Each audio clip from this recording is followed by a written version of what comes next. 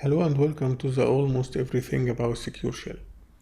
Some time has passed since the last course for me, so I am happy to be with you in this course, and I hope that you have the same feeling to be with me in this course. I hope to deliver this course in easy and direct way.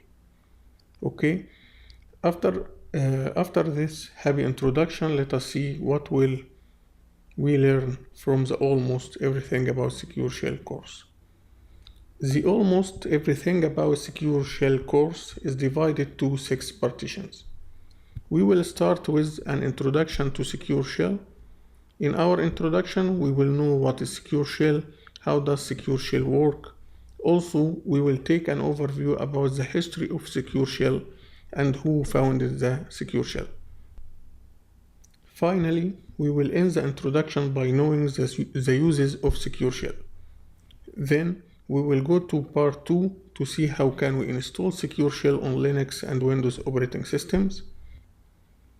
Also, we will check the Secure Shell configuration file, but we will not talk too much about the shell configuration file in this part because we will discuss the configuration file in the practical lessons.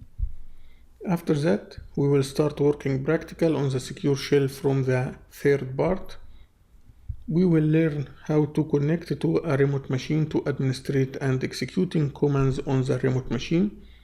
Then we will learn how to copy and transfer files between two machines using Secure Shell, and how to use other services such as the VNC service with Secure Shell.